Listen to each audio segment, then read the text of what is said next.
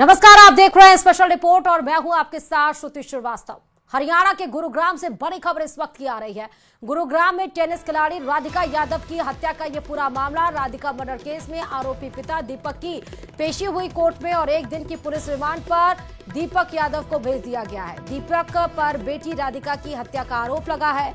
Gurugram court में आरोपी दीपक यादव की पेशी हुई और पुलिस रिमांड में एक दिन के लिए भेजा गया है। बुधवार की यह घटना है, सुबह करीबन 10:30 बजे के आसपास की, जब पिता दीपक ने बेटी राधिका को ताबड़तोड़ 3 गोलियों मारकर उनको मौत के घाट उतार दिया था। एक दिन की पुलिस रिमांड पर है। कई सारी बातें इस बीच में निकल कर आई थी कि पिता ये कह रहे थे कि सामाजिक ताना बाना से वो परेशान हो चुके थे क्योंकि एक अच्छी प्लेयर थी और टेनिस एकेडमी भी चलाना चाहती थी। इसको लेकर कई बार पिता और बेटी के बीच में रोका टोकी हुई थी। पिता नहीं चाहते थे कि टेनिस एकेडमी चलाएं क्योंकि जो समाज है वो ये बोलता था कि बेटी की कमाई पर वो खाते हैं। लेकिन और लोग जो आसपास के लोग थे उन्होंने ये बताया कि दीपक यादव का दरअसल कार के एसेसरीज का दुकान था और आर्थिक तंगी नहीं थी घर में।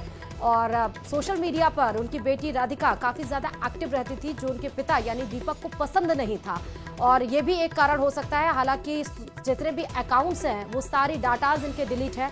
इसीलिए आज जब कोर्ट में हालांकि वारदात को कबूल कर लिया है, जिस समय ये घटना घटित हुई इस समय राधिका की मां, पिता दीपक और राधिका ही थी जिस समय उनके पिता ने गोली मारी। हालांकि एक दिन की पुलिस रिमांड पर इनको भेजा गया है।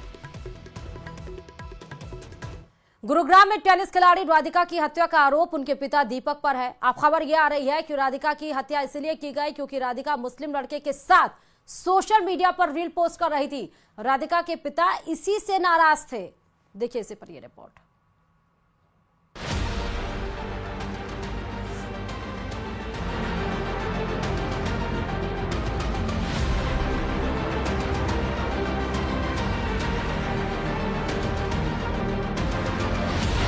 राधिका इनामुल ने रील बनाई, पिता ने गोली मार दी। रील बनाने की नाराजगी मौत के अंजाम तक पहुंच गई। ये एक ऐसा कारवां था जो थम गया। राधिका के पिता को अपनी बेटी का इनामुल के साथ ही रिश्ता, ये साथ कभी मंजूर नहीं था। नाराजगी अंदर ही अंदर सुलगती रही और फिर 3 गोलियों की आवाज ने इस कहानी का खौफनाक अंजाम लिख दिया। सूत्रों के मुताबिक राधिका को सोशल मीडिया से पब्लिसिटी मिल रही थी। इनामुल के साथ उसका ये वीडियो वायरल हो रहा था। पिता दीपक को ये साथ लगातार नागवार गुजर रहा था। बात बर्दाश्त के बाहर हो चली थी। दावा तो ये भी किया जा रहा है कि लोग राधिका और इनामुल के इस रिश्ते को लेकर पिता दीपक से तरह तरह की बातें कह रहे थे। उन पर बातों का असर यह हुआ कि राधिका के पिता का गुस्सा धधकता रहा और फिर वो हुआ जिसकी कल्पना भी करना मुश्किल है। एक पिता ने अपनी बेटी को 3 गोलियां मारकर मौत की नींद सुला दिया।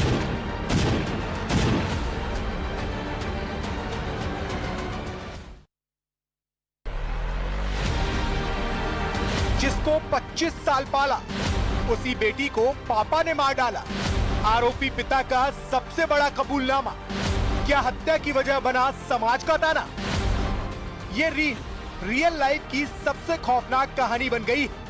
हंसती खेलती तस्वीर सबसे बड़े जुर्म की दास्तान बन गई और बाबुल ही बेटी के कत्ल के कटघरे में खड़ा हो गया है।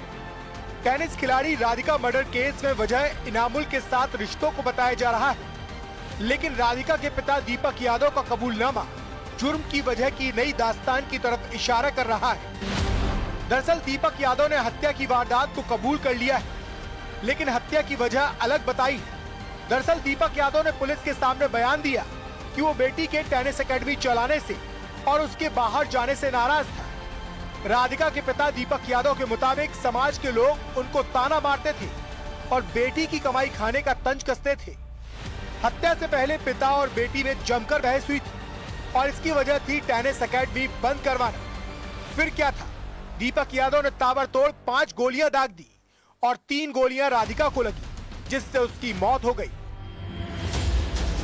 उधर राधिका की मां का कहना है कि वो दूसरे कमरे में थी और उसको कुछ नहीं पता। राधिका के चाचा ने पुलिस में शिकायत दर्ज करवाई, जिसके बाद आरोपी पिता को गिरफ्तार कर लिया गया।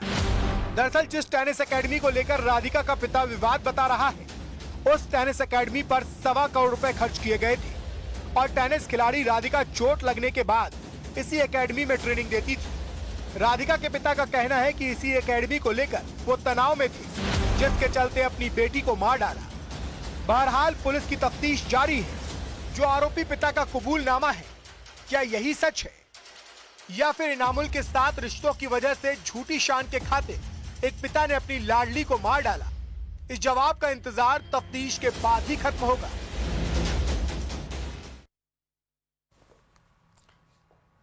ईडी के सूत्रों के हवाले से बड़ी खबर इस वक्त की आ रही है। झांगुर बाबा और नीतू की कस्टडी लेने की कोशिश करेगी अब ईडी। सूत्रों के हवाले से खबर है, आज ईडी की आईटी अधिकारियों के साथ लखनऊ में मीटिंग हुई। ईडी ने बाबा के 10 साल के टैक्स रिटर्न की डिटेल मांगी है। बाबा की 40 संस्थाओं के बैंक अकाउंट की डिटेल मांगी गई है। झांगुर बाबा की प्रॉपर्टी डिटेल मिलने पर प्रॉपर्टी अटैच होगी और अब जानकारी ये मिल रही है सूत्रों के हवाले से, खबर के हवाले से, कि झांगुर बाबा और नीतू की कस्टडी अब ईडी लेने की कोशिश करेगी।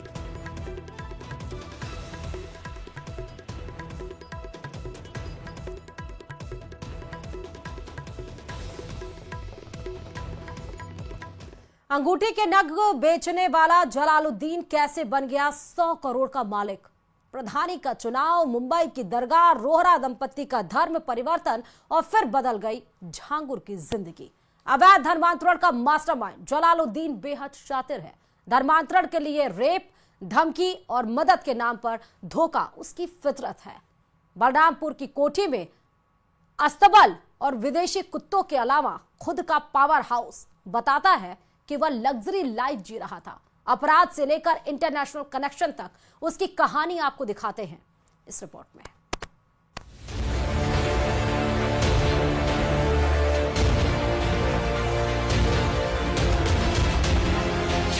अवैध धर्मांतरण के साम्राज्य की पूरी कहानी, जलालुद्दीन उर्फ झांगुर बाबा का रहस्य लूट, भोला चेहरा, साजिश और धर्मांतरण का पूरा सच।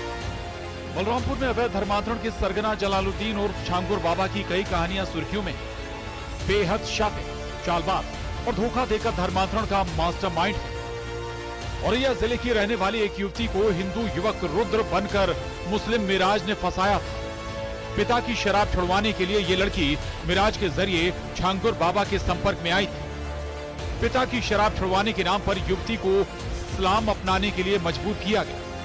उसका शारीरिक शोषण किया गया और अश्लील वीडियो भी बनाया। आरोप है कि इसके बाद में वीडियो कॉल के जरिए झांगुर ने लड़की को इस्लाम धर्म स्वीकार करवा दिया।